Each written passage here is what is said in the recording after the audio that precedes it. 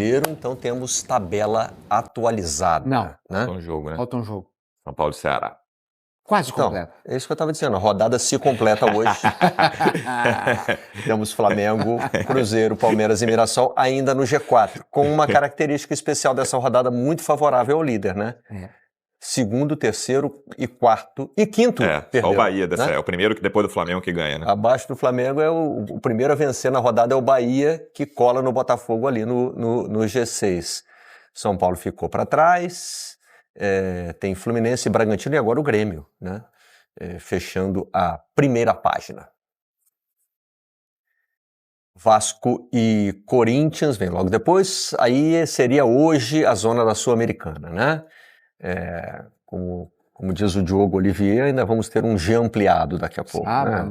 Se Flamengo ou Palmeiras, por exemplo, né? Se um dos dois ganhar a Libertadores. Copa do Brasil para Cruzeiro ou eventualmente o Fluminense, né? Se o Atlético Mineiro ganha a Sul-Americana. Hoje, Vasco e Corinthians estão na zona da Sul-Americana também, né? Os semifinalistas da Copa do Brasil aumentam, né? Hoje eles estão na zona. Estão todos lá, né? Podem empurrar esse azulzinho aí para baixo. Onde estão Ceará, Atlético Mineiro, Internacional e Santos. E o que eu dizia no primeiro bloco, né? Hoje com uma vantagem mais confortável para a turma do Z4 ali, olha, Juventude, Vitória, Fortaleza e Sport. Só o Fortaleza ganhou, né? No confronto direto. Mas ganhou do Lanterna Sport, né? Deu uma perigosa descolada para esses quatro aí, né? Perigosa descolada. Bom, nós temos agora uma arte aqui com os jogos de outubro dessa turma lá de cima, né? Que tem realmente um descolamento da outra parte, mas agora olha como é que fica aí, como é que ficam, por exemplo, os confrontos do Flamengo, né? Vai pegar Cruzeiro, Bahia, Botafogo, Palmeiras. Só tem G6 aí para o Flamengo, né? Até voltar a Libertadores enfrentando o Racing. E aí depois tem o Fortaleza do Z4. E o Fortaleza é perigoso que é entre os dois jogos da Libertadores. A gente acabou de sair dessa situação, né? Como os times brasileiros manejam o brasileiro no meio da Libertadores. O Flamengo poupou bastante, né? Isso. Entre um jogo e outro da Libertadores. Esse Palmeiras e Juventude ali no Palmeiras é no meio da data FIFA, que é o único respiro do Flamengo em outubro. O Palmeiras não tem esse respiro, paga um jogo atrasado no meio da data FIFA. O Palmeiras pega mais times. Bom, Vasco e São Paulo não estão exatamente na parte de baixo da tabela. O São Paulo está até pertinho ali do G6, né? Juventude está no Z4, o Bragantino é meio de tabela, né? Assim como o Vasco, e também com desempenho ruim, né? Aí depois vem o confronto com o Flamengo fora de casa. E aí entra aquela combinação de Libertadores com um adversário forte, que é o Cruzeiro, né? Um perseguidor imediato. Cruzeiro joga menos, né? mas tem os dois rivais fora de casa, né? E ainda tem um clássico ali no meio, clássico mineiro. O Palmeiras tem também um jogo a mais, porque esse do Juventude aí é no meio da data FIFA, não é isso? Pagando o asterisco, né? O Cruzeiro não tem esse jogo atrasado para fazer e também não tem a Libertadores. Então, fica com 5 jogos contra Flamengo, Sport, Atlético, tem um clássico, né? Fortaleza e Palmeiras. Na teoria, são dois jogos e vai direto. São dois jogos bem acessíveis contra Sport e Fortaleza em casa, na teoria. E aí depois o resto são os dois melhores times do campeonato. Lanterna e vice-lanterna. Mas no mês, né, gente? No mês. 3 jogos mais complicados em um mês. Por um clube que tem um elenco em comparação com Palmeiras e Flamengo pequeno, né? Então ali a situação do Leonardo Jardim. Achei a sequência do Flamengo ali a mais desafiadora dos 3, né? Mas o problema do Palmeiras é sem treino, né? Vai ser um mês sem treino, um mês só de jogo. Agora, essa sequência torna ainda mais importante o que aconteceu nessa rodada, né? O fato de que o Flamengo conseguiu abrir vantagem sobre todo mundo que vinha ali na Mas cola. o interessante é o seguinte, se a gente pegar os 3 jogos, comparar os 3 jogos, ninguém... quer dizer, foram 3 jogos que poderiam ter acontecido qualquer coisa, inclusive do Cruzeiro e do Vasco, né? 2-0, mas o Cruzeiro teve bola, teve mais coisa. 1-0 ali no início do segundo tempo, o Cruzeiro estava criando chances, né? E depois de 2-0 o jogo meio que o Cruzeiro... E aí, esse jogo específico do Flamengo que a gente está vendo, Foi um jogo todo do Corinthians no primeiro tempo. O primeiro tempo era para ter sido talvez liquidado o jogo com 2 gols, né? Mas até o Corinthians fez no primeiro tempo ontem o que nenhum clube tinha feito nesse brasileiro com o Flamengo. Talvez o segundo tempo do Cruzeiro, que o Cruzeiro ganhou do Flamengo no Mineirão. Fora esse segundo tempo do Cruzeiro, o time que jogou melhor contra o Flamengo nesse brasileiro inteiro, desde o início, foi o primeiro tempo do Corinthians ontem. Só o Yuri Alberto teve 4 chances claras, tudo bem que 2 são no mesmo lance, né? A bola na trave e o pênalti em consequência dele. Depois ele teve mais 2 chances muito claras e o Corinthians absoluto. O Flamengo respira ali nos últimos 5 minutos do primeiro tempo. Os 40 primeiros minutos do Corinthians ontem são, eu não vou falar irretocáveis porque não teve gol. Mas fora isso, em termos de jogo, ninguém tinha feito isso com o Flamengo, só o Cruzeiro ali naquele segundo tempo. O Flamengo esteve em grande dificuldade contra o Corinthians no primeiro tempo, né? Foram algumas amassado, chances, encurralado, dominado. Você escolhe aí o que você quiser usar. Foi isso que o Corinthians fez com o Flamengo. E assim, já deu para sacar um pouco ontem, hoje, né? Lendo redes sociais, etc., que tem um pouco assim, muito palmeirense. Puxa, agora acabou, agora ficou difícil, agora o Flamengo disparou. E o contrário também, né? E eu acho que essa rodada não deu essas pistas de definição, né? Foi uma rodada excelente para o Flamengo. Em termos de resultado, Em termos de resultado, mas em termos de desempenho, eu acho que segue o mesmo quadro de sexta-feira, por exemplo. E mostra a dificuldade que esses times vão ter, né? No mês de outubro. E na rodada passada, dos 3, o Flamengo foi o único que não venceu, né? Empatou com o Vasco e o Palmeiras e o Cruzeiro tinham vencido na rodada passada. Homenagens ao Renato Augusto, né? Sim. Feitas aí pelo Corinthians, ele que há pouco tempo decidiu que realmente está encerrando a carreira, né? Foi. Muita lesão. Estava sofrendo muito, não conseguiu, na sua última passagem pelo Fluminense, não conseguiu. Mas é um ídolo do Corinthians, ter uma né? sequência. Jogador importantíssimo na história. Revelado pelo Flamengo, claro. Mas foi virar ídolo no Corinthians. Foi realmente o clube que mais o marcou, né? Queria ter voltado para o Flamengo, disse no nosso abre aspas, né, do GE. Globo. E aí estamos mostrando já as chances que o Corinthians cria no primeiro tempo, e inclusive com o pênalti que o Yuri Alberto vai perder daquele jeito. Vamos aproveitar então para chamar a Joana de Assis. Primeiro pênalti, né? Pênalti mesmo, coisa e tal, tem o toquinho ali, acho que esse aí não tem dúvida alguma, né?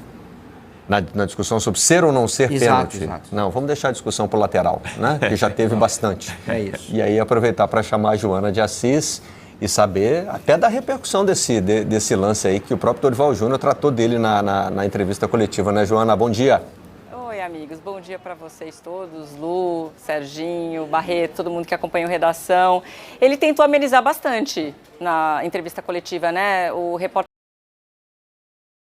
É decisão do jogador, o estilo de batida? Ele falou, claro que é decisão do jogador, né? E provavelmente ele teve essa decisão ali de momento. É uma pena, porque o Yuri Alberto, aliás, não só o Yuri, nenhum jogador do Corinthians passou ali pela zona mista. Então a gente só teve a entrevista coletiva do Dorival. Então a gente não tem essa informação, né, da boca do Yuri explicando por que ele tomou essa decisão, se foi uma decisão de momento, como ele se sentiu. Aliás, como ele se sentiu ficou muito claro nas imagens, que ele ficou, obviamente, ansioso depois de errar esse pênalti, que o pênalti ele acontece com 10 minutos do primeiro tempo. E o primeiro tempo do Corinthians foi espetacular, foi excelente, muitas chances criadas. Se tem uma coisa que o Yuri Alberto não pode reclamar é que ele não recebeu bola, né? Ele teve uma cara a cara com o Rossi, que o Rossi salva, ele teve uma bola na trave e depois o gol que ele faz no comecinho do segundo tempo é uma jogada espelhada, né, a que bate na trave, igualzinha.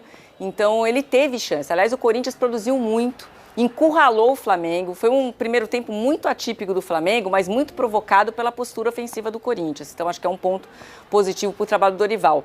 E aí faltou qualidade para concluir e aproveitar essas oportunidades, ou seja, transformar todo esse domínio que o Corinthians estava tendo no primeiro tempo em gol. Então a crítica fica por essa parte. Agora, taticamente, o Corinthians teve o controle do jogo no primeiro tempo e aí no segundo faltou perna, faltou fôlego, faltou banco. Falando em banco, o banco do Flamengo, é só você olhar os jogadores que entraram no segundo tempo. Olha quem entra no segundo tempo: Plata, entra Luiz Araújo, que faz inclusive o gol da virada, no lance polêmico, né? O Arrascaeta faz o gol do empate. Entra o Alexandro, Danilo e Jorginho. Esse é o banco do Flamengo, né? Um dos melhores elencos do Brasil. Aí não tem jeito, né? O Dorival foi obrigado a fazer algumas mudanças porque o time não estava conseguindo acompanhar. Quando você opta por fazer um primeiro tempo com essa intensidade, eu acho que esse era o plano do Dorival, você tem que matar o jogo. E o Corinthians não conseguiu matar o jogo, muito pelo contrário. O Corinthians ficou ainda mais ansioso ali com o lance do pênalti, que o Yuri Alberto, que é o cara para matar esse jogo para o Corinthians, opta por uma cobrança estranha, para dizer o mínimo. Ele opta por fazer uma cavadinha num jogador que tem um alto aproveitamento, né, Barreto, e que vinha de 2 defesas contra os Estudiantes. Mas, além de tudo, a cavadinha foi ruim, né? Porque tem isso também. Exatamente. Tem cavadinha que é melhor do que a outra. Mal.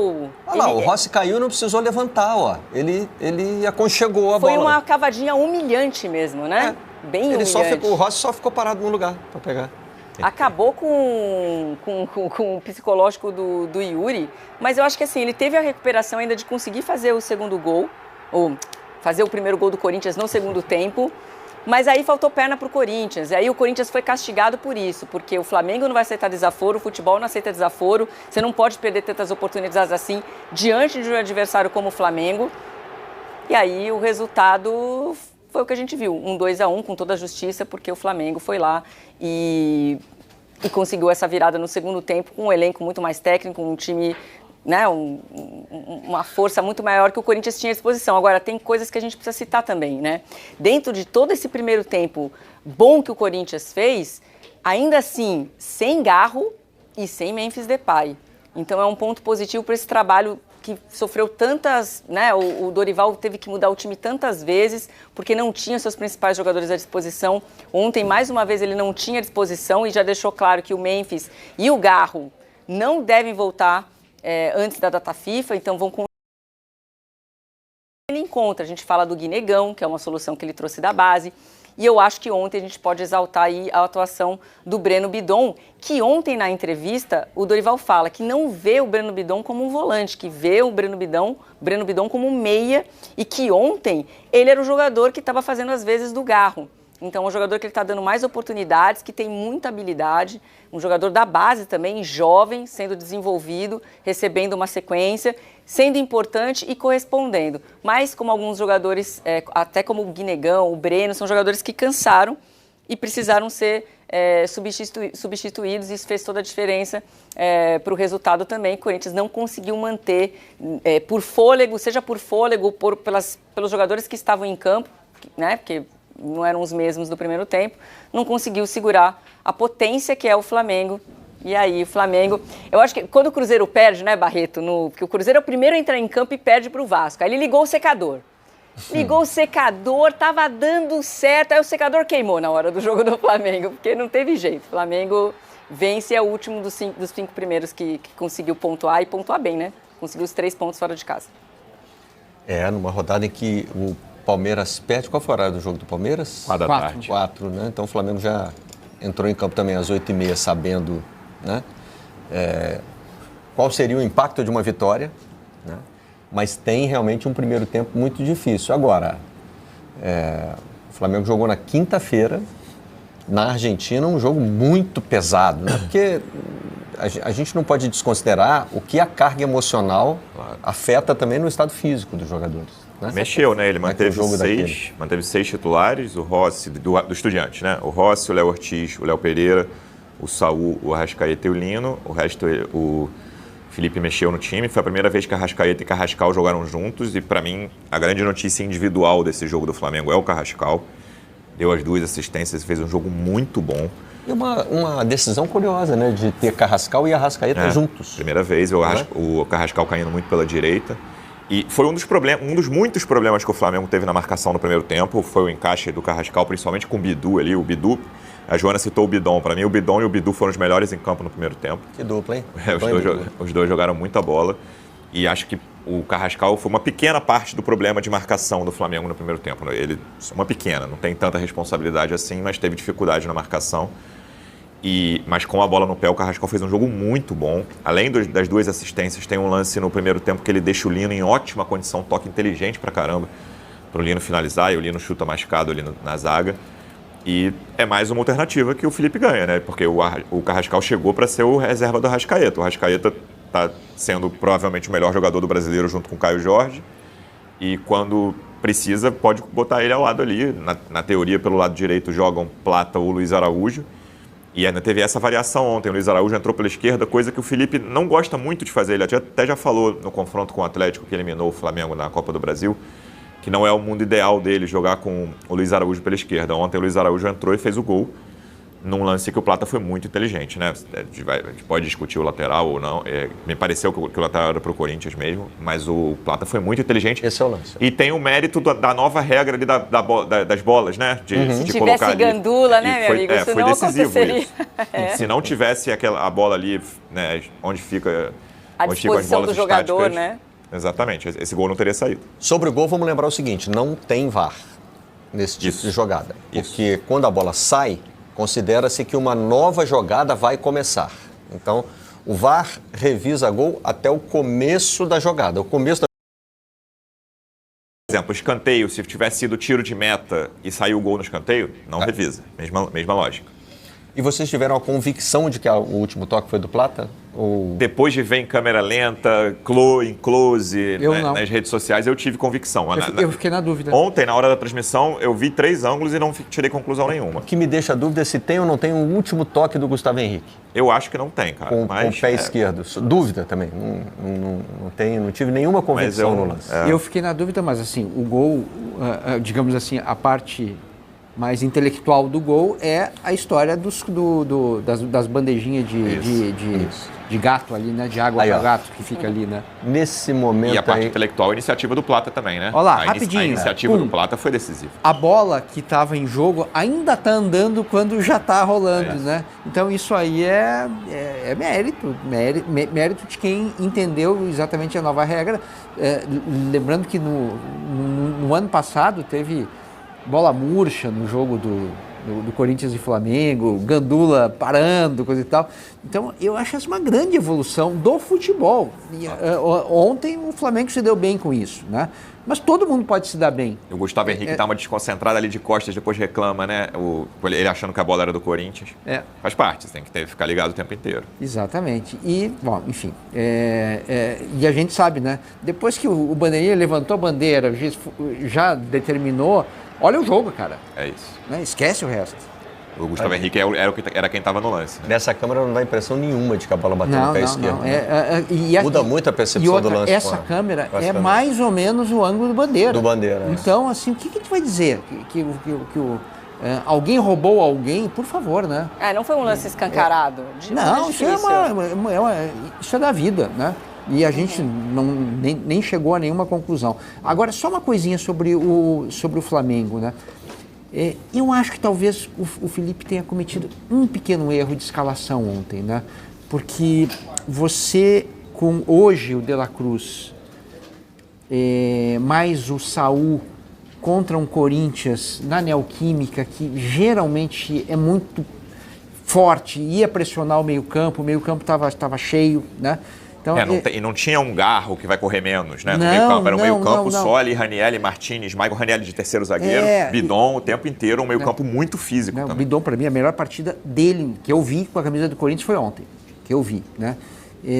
Então, assim, eu acho que estava faceiro demais aquele meio-campo do Flamengo. No segundo tempo, as coisas mudaram até pelo resultado e até pelo cansaço. Então, vamos fazer o seguinte: as nossas últimas discussões casam direitinho com as aspas. Tem Gustavo Henrique e Dorival Júnior falando do lance decisivo, né, da reclamação, e tem o Felipe Luiz falando sobre a diferença entre os dois tempos. Vamos rodar na sequência.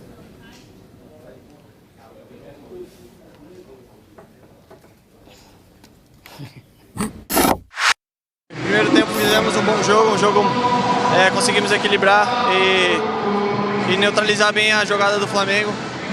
Tivemos chance de fazer gol de pênalti, gol cara a cara com o goleiro. Infelizmente não conseguimos concluir a gol. Damos suporte para o Yuri, lógico que vai ter a cobrança também, mas ele tem nosso apoio E no lance do lateral, eu particularmente, eu achei que eu consegui travar e a bola ainda bate nele, e ainda a direção da bola é nítida, que bate no jogador do Flamengo e sai para frente. Que eu consigo chegar na bola, consigo travar a bola bate nele e sai. E consequentemente cobra uma bola rápida e consegue fazer um gol. A frustração é muito grande porque a gente conseguiu neutralizar a maioria das jogadas. Muitas chances de gol, infelizmente acabamos tomando a virada. O primeiro momento que ele encostou ali, que ele veio buscar uma água, alguma coisa assim, eu conversei com ele. O jogador, mais do que ninguém, sabe o que aconteceu, sabe o erro que teve, a tomada de decisão errônea, vamos dizer assim. Não é fácil, não é simples, muito mais ainda para quem comanda. É uma situação, inclusive foi a primeira pergunta, se não me falha a memória, que você fica totalmente vendido, porque você não sabe qual a reação do atleta naquele instante.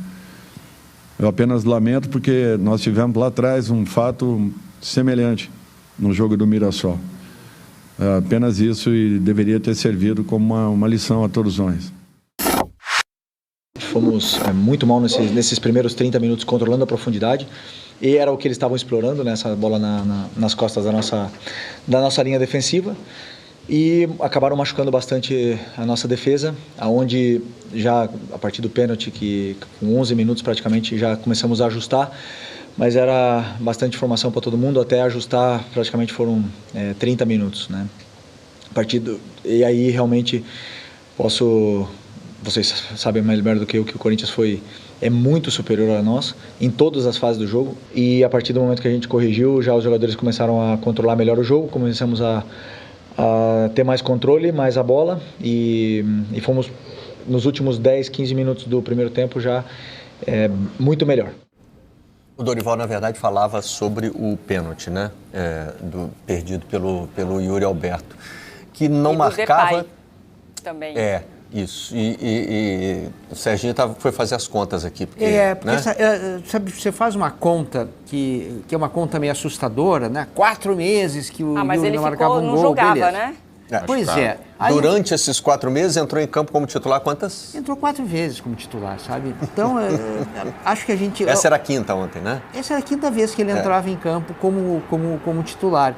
E sendo que as primeiras que ele entrou depois da lesão, ele está tentando pegar ritmo. Então, assim, não é para tanto, né? Você estender o jejum pegando só o tempo e não pegando os jogos. E outra coisa... Mas assim, o centroavante que está um tempo sem fazer gol, seja quanto ele tempo citou for. isso na entrevista, depois que ele já tinha feito gol, né? Ele falou, tava com esse jejum e tal, ele cita isso. Não era melhor então, correr menos risco? Eu vou por um outro lado. Eu acho assim que a cavadinha, ela é um instrumento que hoje ela faz muito sentido, porque os goleiros melhoraram demais, né? Eles estão chegando em todos os lugares. Então, o pênalti não é mais o lugar que eu vou bater, eu vou enganar o goleiro. Esse é o ponto do pênalti hoje. Os goleiros estão chegando em lugares inimagináveis. Tudo bem que o Léo Pereira vai e joga a bola no ângulo, né? Lá ninguém vai. Mas assim, a chance dele repetir aquilo e não botar para fora na trave não é das maiores. Mas o pênalti isolado é mais bem aceito. No futebol se chama isolar, mandar para longe uma bola. Mas é aceito, mas é uma bobagem. Mas é mais ela aceito. Ela entra ou não entra. É binário, né? Mas é da nossa cultura do futebol, porque assim, o jogador passa a sensação de que bateu sério. Quando ele bateu forte. Mas é uma bobagem. Ele está batendo super sério. É baseado em nada. É baseado com a cavadinha. A questão de ontem é que a cavadinha foi horrorosa. Foi mal feita. Foi muito mal feita. Como, aliás, esse é o ponto. A que todo mundo se lembrou ontem, né? O pessoal Tem um pessoal que fica de plantão na internet para fazer pesquisa, não tem? Sim. Aparece uma cena, eles já redação aí. Com um ex-companheiro com um atual companheiro de clube e ex-adversário, né? Aí. É impressionante porque você falou assim, as pessoas falaram ontem, é difícil ver o goleiro, eu não lembro de pênalti que o goleiro pega sentado, o mesmo goleiro já pegou um pênalti sentado. Mas deixa eu só discordar. E a saída dele foi parecida, né? Ele está caído ali praticamente do mesmo jeito. Eu concordo com o que você está dizendo conceitualmente de enganar o goleiro, e os goleiros hoje chegam em lugares que jamais chegavam antigamente, inclusive nos pênaltis. Mas eu acho que a cavadinha, mesmo quando ela é mais bem feita que essa aí, que foi péssima, tenebrosa, você dá uma chance pequena ainda para o goleiro voltar. Né? Se ele tiver caído, for no meio, bem colocada, se for perfeita, não vai. Por isso, no engano, eu prefiro um chute forte no meio. Porque o goleiro, se você está percebendo que o goleiro cai sempre, você vai no meio, que é uma possibilidade, um monte de gente faz. Eu acho que a cavadinha, se ela não for perfeita, se ela for perfeita, beleza, tá tudo certo, o cara não vai pegar. Nessa situação, indo no meio, eu acho que o chute forte aumenta a sua chance de enganar e, enganando, ser bem sucedido. Eu hoje, casualmente, tomei café da manhã no hotel com o Fernando Praz, que ontem fez o fechamento, né? E o pênalti com o Fernando Praz... Ele ficava incomodado no treino, ele falou no fechamento, né? Ele ficava irritado no treino do Palmeiras com os caras que batiam de cavadinha. Mas assim, ele fala de aspectos incríveis sobre pênaltis. Em disputa de pênalti, por exemplo, ele gostava de ficar parado na primeira cobrança, que era para excluir para os próximos cobradores a chance de... se eu jogar no meio... Ele vai ficar. Então, não vou jogar no meio. Então, onde tinham 3 possibilidades, viram 2. Isso. Só tem 2 cantos. O meio já não é opção para os caras, né? Então, isso é uma coisa, né? E a cavadinha, ela tem um tempo, né? A do Yuri não teve tempo, né? Porque você tem que bater numa certa força, que é o tempo para ele cair, mas a bola tem que andar. Isso. E a bola não andou. É que a cavadinha também, normalmente, ela não é feita com o jogador olhando para o goleiro até o último minuto. Normalmente, o cara que faz isso... Vamos pensar aí, de ontem... O Jorginho, que estava em campo, por exemplo, né? Além de dar aquele pulinho no fim, que muita gente também não gosta... Mas ele bate sem olhar para a bola, ele bate olhando para o goleiro. O pulinho é baseado nele olhar para o goleiro, né? Neymar também.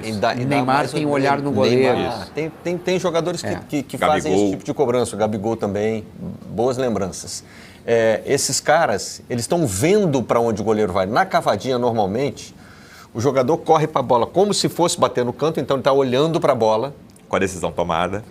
E aí ele não percebe a movimentação do goleiro. Às vezes o goleiro pode dar um passe em falso e voltar e vai pegar a bola em pé. Enfim, mas aí são os jogos mentais, né? Jogos mentais de cobrança de pênalti. O pênalti virou um grande jogo mental. Não vai perder. Então, eu não desrespeito a decisão pela cavadinha. Agora, eu critico quando a cavadinha é um horror. A de ontem foi uma das piores cavadinhas que eu já vi na vida, né? Em matéria de execução. Que era um goleiro, além de tudo, era um goleiro muito confiante em disputas de pênalti, porque 3 dias antes ele tinha defendido 2 e classificado o Flamengo para as semifinais da Libertadores, né? Ainda tinha isso. O Rossi, em 21 penalidades, pegou 8, contando essa do Yuri. Engraçado. Nessa linha de raciocínio, trave, né, Joana? Porque a trave também é um pouco o goleiro, jogo mental. Eu concordo. Mas nessa linha de raciocínio, a cavadinha funcionaria, porque o Rossi pegou as 2 contra o Estudiantes se jogando antes. Aliás, contra o Estudiantes, ele se joga para o lado direito nas 4 cobranças e ontem para o mesmo lado. Aquela coisa muralha, Flamengo e Cruzeiro, final da Copa do Brasil, que foi muito criticado que caiu sempre pro mesmo lado. O Rossi caiu as 4 para o mesmo lado contra o Estudiantes, pegou 2 e ontem caiu para o mesmo lado e pegou de novo. O resultado condiciona tudo, né? Vamos ouvir o Luiz Araújo também, que foi o do gol da vitória do Flamengo. É um grupo muito qualificado, de grandes jogadores. Não importa quem entra jogando ou quem entra do banco ali, com certeza vai dar conta do recado. Hoje eu saí do banco e pude ser feliz em fazer esse gol, mas não só eu, mas o grupo todo correu. Sabemos sofrer ali no primeiro tempo, foi muito difícil. No segundo tempo voltamos melhor, conseguimos pôr o nosso ritmo, o nosso jogo e graças a Deus saímos com os 3 pontos e para continuar a liderança, que é o mais importante. Batendo nessa tecla de algo que vocês já abordaram aqui, né? O grupo qualificado do Flamengo, né? Como que mexer no time do Flamengo tem menos risco de diminuir o nível de jogo, né? Eu acho que eu já vim aqui umas 3 segundas-feiras que eu comparava os 5 jogadores que entraram no Flamengo e os 5 jogadores que entraram no adversário. E ontem foi mais um caso, a Joana já citou os 5 que entraram no Flamengo: Danilo, Alexandro, Plata, Jorginho e Luiz Araújo. Os 5 jogadores que entraram no Corinthians ontem: Angileri, Thales, Kaká, Rian e Vitinho. O Vitinho ajudou um pouco ali, foi o último a entrar, achei que o Vitinho demorou a entrar. Tem uma bola que o Rossi quase falha, 2 minutos antes do gol do Luiz Araújo, um chute de esquerda do Vitinho de fora da área. Mas, por exemplo, o Thales entrou, a substituição, Thales no lugar do Guinegão, piorou muito o Corinthians, muita coisa. O Thales é um jogador que surgiu bem no Vasco, ele até começou bem no Corinthians, né, razoavelmente, Mas esse ano do Tales é muito fraco. Ontem ele parecia que estava em outro lugar. Ele não conseguia dar sequência a nenhuma jogada. E o Guilherme fez um jogo de razoável para bom, não jogou mal. Né, acho que mais um bom jogo. E aí o Corinthians piorou muito e o Flamengo vai com esses caras, vai melhorando. Mais uma vez fez muita diferença as substituições. Não é a primeira nem a segunda vez nesse Campeonato Brasileiro que os reservas melhoram o Flamengo e pioram o adversário do Flamengo. E para o Flamengo é fundamental, né? Nessa altura dos campeonatos, né? Está na semifinal da Libertadores e mantendo a liderança do Campeonato Brasileiro, é fundamental tentar preservar o estado físico dos jogadores. Tem que rodar, não tem jeito. E que gol difícil, né, do Yuri, porque ele faz porque ele vai pegar a bola né? quase no meio campo do lado esquerdo. O lance mais difícil de todos que ele teve ontem, né? Era uma bola que talvez nem desse para ele chegar se não fosse a extrema velocidade, e a execução é perfeita, maravilhosa. Parece que ele prefere os difíceis, né, Joana?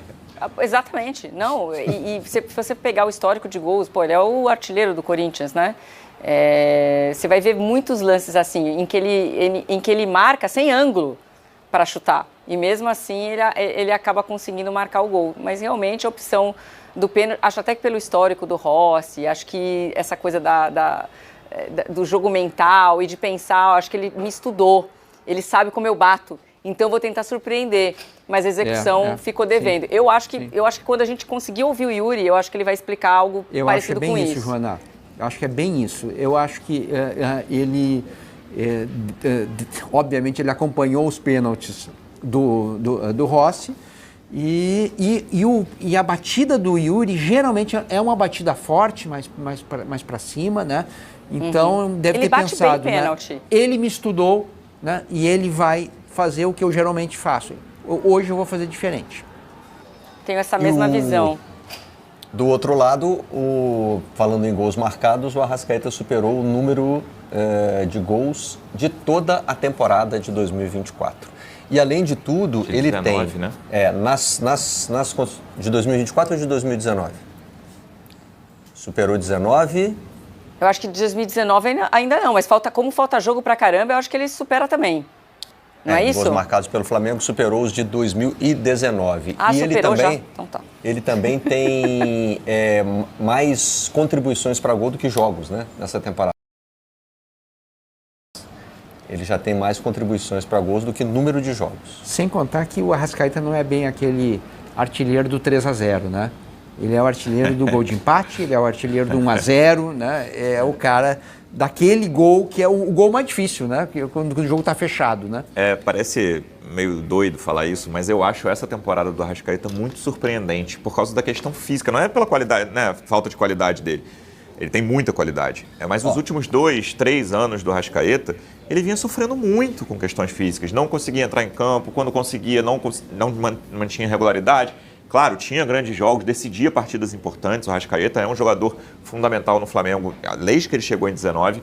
Mas esse nível que ele está apresentando com essa regularidade me deixa muito surpreso. Eu não esperava. Eu era daqueles que, não vou dizer, né, engenheiro de obra pronta, não. Eu errei e era daqueles que achavam que o Flamengo tinha que encontrar um substituto para o Arrascaeta. No mercado de 24 para 25, início de 25, olha, tem que trazer um titular para o lugar do Arrascaeta, que ele não vai conseguir jogar sempre. E ele é muito provavelmente o melhor jogador do Brasil em 2025. Então tá aí, meus amigos, o Flamengo que simplesmente conseguiu uma virada para cima do time do Corinthians dentro da Arena Neoquímica.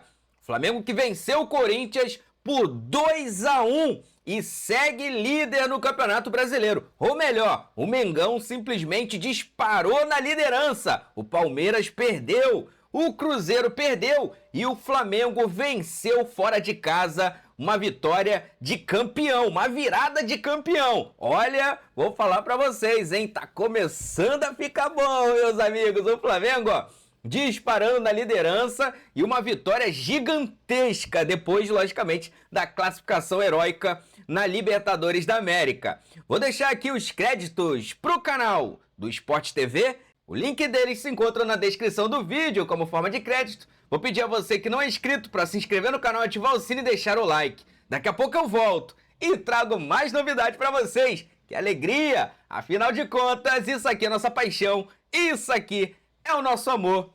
Fui, nação!